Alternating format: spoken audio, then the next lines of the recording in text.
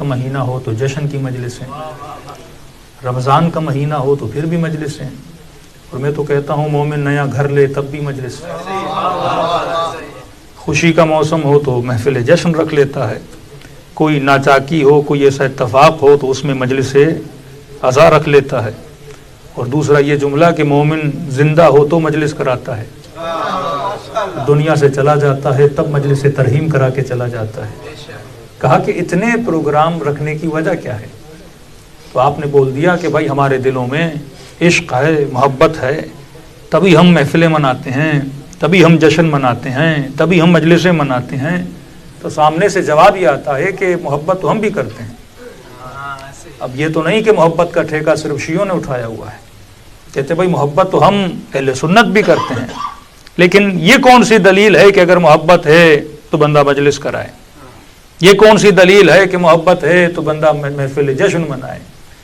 بہت بڑا طبقہ ہے مسلمانوں کا جو عید میلاد النبی کو بھی نہیں مانتے، اور ایک بہت بڑا طبقہ ہے جو عید میلاد النبی کو مانتا ہے۔ تو اس کا سمپل سا جواب ہے، کیونکہ آج جس معاشرے میں ہم رہ رہے ہیں کہ امیر المومنین فرماتے ہیں نحن ابناء الدلیل، کہ شیعہ تمہاری پیدائش میں بھی دلیل ہے، تمہارے ایمان میں بھی دلیل ہے، لہٰذا تمہارے عقیدوں میں بھی کیا ہونی چاہیے؟ دلیل ہونی چاہیے، کیونکہ وداؤٹ دلیل اگر کچھ کرو گے تو اس کا کوئی فائدہ نہیں ہے۔ ایک مشہور جملہ جو ہمارے یہاں بولا جاتا ہے کہ اپنے عقیدے کو چھوڑو نہیں، دوسرے کے عقیدے کو چھیڑو نہیں۔ تو میں کہتا ہوں جب تک چھیڑیں گے نہیں تو لوگ شیعہ کیسے بنیں گے؟ بغیر چھیڑ خانی کے جب تک ہم فکر کو بیدار نہیں کریں گے، جب تک ہم انسان کو بتائیں گے نہیں کہ بندے خدا 1000 سالوں سے جو تو کر رہا ہے کیا یہ صحیح ہے یا غلط ہے۔ انبیاء نے، اولیاء نے جو کام کیا وہ یہی تھا۔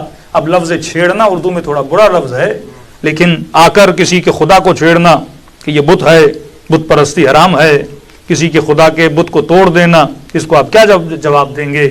اور اسی فعل کی وجہ سے لوگ اہل بیت کے دشمن بنتے تھے۔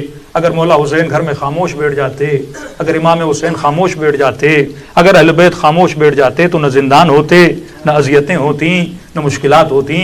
جس طرح آج پوری دنیا کے مسلمانوں کے ساتھ تو ملی ہوئی ہے، مسئلہ صرف علی والوں کے ساتھ ہے، کیونکہ علی والے حق بولتے ہیں، حق کے راستے پہ چلتے ہیں اور سوئے ہوئے لوگوں کو بیداری کا کام انجام دیتے ہیں۔ تو سوال یہ ہے کہ اب کوئی بھی پوچھے کہ کہاں جا رہے ہو، یہ نہ بولیے کہ میں مجلس میں جا رہا ہوں، یہ نہ بولیے کہ میں جشن میں جا رہا ہوں۔ جواب قرآن کا ہونا چاہیے، سمپل سی قرآن کی آیت ہے، اس کا خلاصہ ان لفظوں میں کر رہا ہوں کہ اب کوئی بھی پوچھے کہ کہاں جا رہے ہو تو جواب یہ دیا کرو کہ میں اجر رسالت کو ادا کرنے جا رہا ہوں۔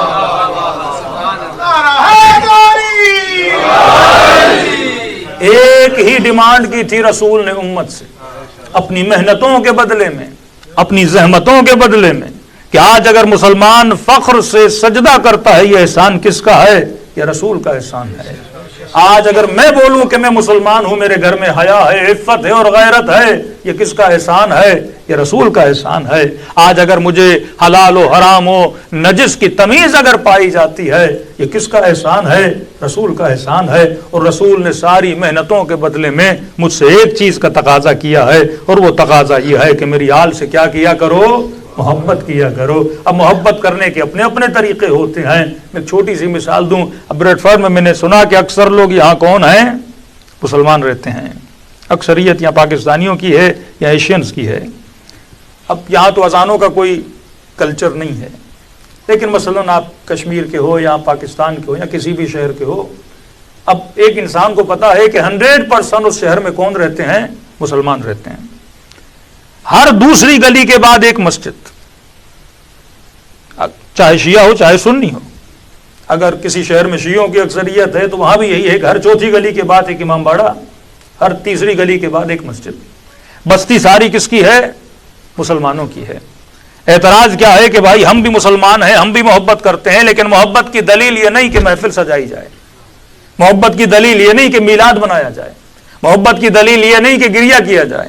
اس کے جواب میں عرض کر رہا ہوں کہ ہر دوسری گلی میں ایک مسجد، اور جب وقت اذان آتا ہے تو ہر مؤذن اپنی مسجد کے مناروں سے ایک نعرہ لگاتا ہے کہ اللہ اکبر، اللہ اکبر۔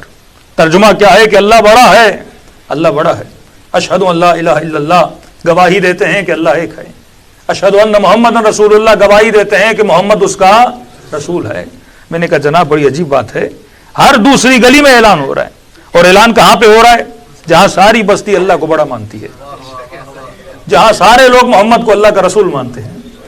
اب شیعہ ہو تو وہاں بھی اذانیں دی جاتی ہیں کہ اشہد ان امیر المؤمنین علی ولی اللہ، ایک ایسے مجمع میں اعلان ہو رہا ہے جہاں سارے کے سارے امیر المومنین کو اللہ کا یا رسول کا ولی مانتے ہیں۔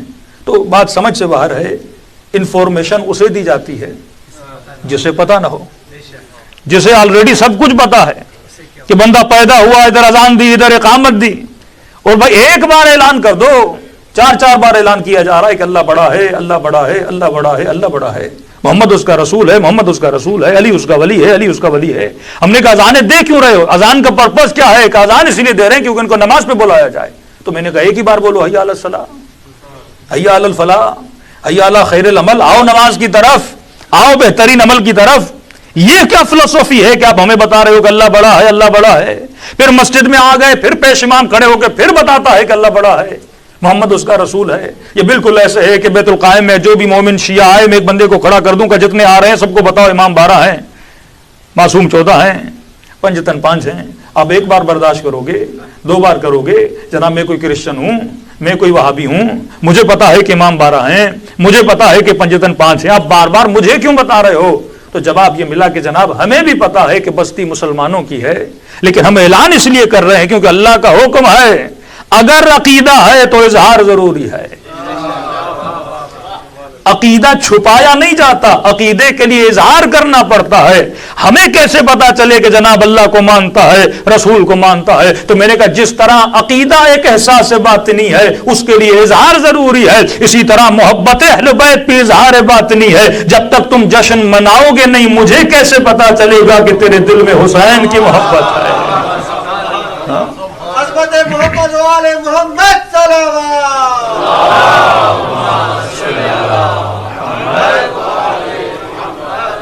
دیکھیے اگر آپ کے دل میں کسی کی بھی محبت ہے، پتا کیسے لگے گا کہ دل میں محبت ہے؟ کیونکہ محبت کے کوئی سینگ نہیں ہوتے کہ ہم کہیں کہ جناب کے دل میں علی کی محبت ہے، جناب کے دل میں خدا نخواستہ امیر شام کی محبت ہے۔ تو محبتوں کا پتہ شکلوں سے نہیں لگایا جاتا۔ تبھی فرمایا مومن اور منافق کی پہچان ہی یہی ہے کہ علی کا ذکر کرو، اگر چہرہ کھل جائے تو مومن ہے، اگر چہرہ بگڑ جائے تو کیا ہے؟ منافق ہے۔ تو پتہ چلا محبت احساس باطنی ہے، اور یہ محبت خود کو ظاہر کہاں کرتی ہے؟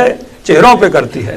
خدا نہ خواستہ کسی کے دل میں کسی اور مومن کا بغض ہے، اور وہ مجلس میں بیٹھا ہے، قصیدے ہوئے، مجلس ہوئی بہترین موڈ میں، اور جس سے بغض تھا وہ دروازہ کھول کے اندر آ گیا، تو آپ نے کہا اس نے میرے سارا موڈ کا ستیہ ناش کر دیا، کیونکہ بغض تھا اندر، اور جیسے اس سے ریفلیکٹ ہوا تو اس کا اثر کہاں پہ آتا ہے؟ چہرے پہ آتا ہے۔ تبھی مومن و منافق کی پہچان بھی یہی رکھی۔ تو ہم محفل جشن مناتے ہیں تاکہ معاشرے کو بتائیں کہ مومن کون ہے اور منافق کون ہے۔ یہ مجلسیں پہچانے مومن اور منافق ہیں۔ تبھی پورے قرآن میں خدا نے پورا سورہ اتار دیا اور نام بھی منافقون رکھ دیا، کیونکہ کہا حبیب یہ کہتے کچھ ہیں اور دلوں میں موجود کچھ ہے۔ صلوات پڑھے محمد و آل محمد۔